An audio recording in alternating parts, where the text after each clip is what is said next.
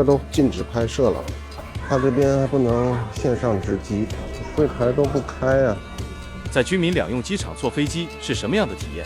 五台山机场就一层楼，哎呀，那司机还不愿意接我的单，不愿意来机场，抽成太高了，然后回来还接不着单，说这边一天只有5班飞机。哎呀，来这边看下机场的大屏，不止5班，这就5班了。司机还有我线下交易，这人与人之间的信任呢？这个司机让我对这次新招的好感度有所下降。他这边还不能线上值机，柜台都不开啊。去试一下自助值机行不行？只有2台机器自助值机，还有1台在修。补打登机牌，只能补打1次，如需再补打。那我这还得只能等人工了。2层安检，提前90分钟才能办那个值机，电梯还坏了。3、4、5、6、1、2，登机口仪在上面，走过6个登机口，转一圈。安检通道有4个，只开了1个。过安检的时候，所有水杯都要清空。这个登机口1上去，现在还进不去候机的地方，只能在这儿2等着。有一道门锁着。登机口5，五台山机场欢迎你。操，这都禁止拍摄了，只能上了飞机再拍。这是遮阳板，全是拉着的。军民两用机场，登机的时候这些窗户全是关着的。后面4排，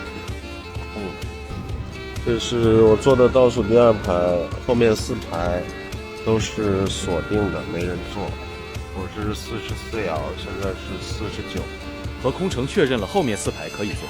哎呀，看一下座位，哎呦，不到1圈去，往后坐坐，不到1圈，737.7吧。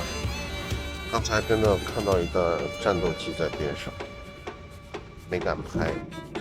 起飞后，再打开遮光板就到了古胶市了。古胶市归太原市代管，因煤而建，是全国主要焦煤生产基地。下面是清徐县、太原下辖县，以中国促都湖湘闻名。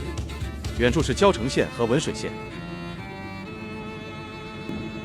接下来看到的是祁县，这里是晋中市辖县，以乔家大院闻名，为晋商故里。这趟航班是上海航空五台山飞浦东，晚上9点半的飞机，餐时只有1杯水。过了太原就进入云层了。过了南京，巡航高度在8800多。飞从太原、郑州、合肥、南京，快到上海，高度在高度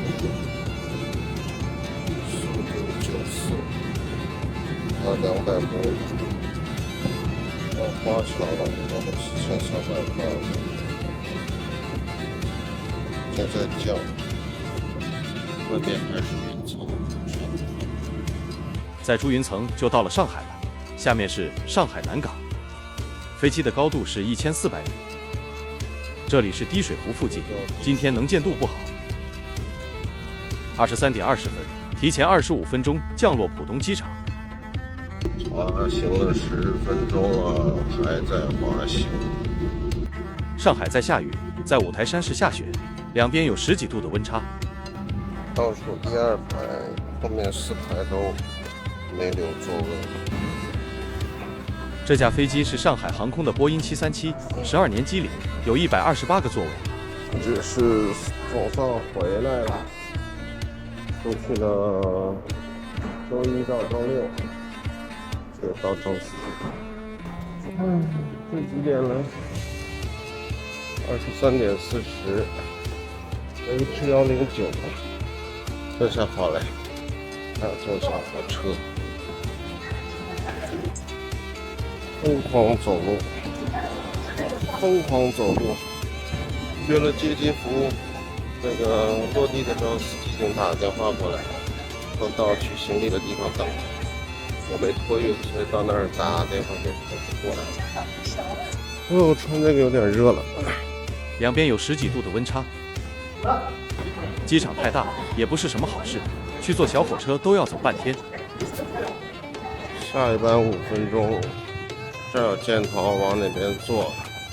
这还有22秒。一节车厢就4个座位。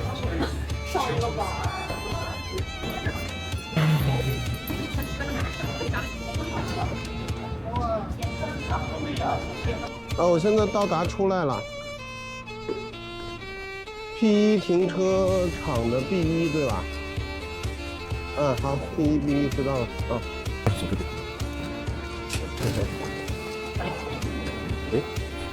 12点06了，落地出来几点落地？13落地，到上车点差不多。你往前开，过了第3的柱子，我在这儿。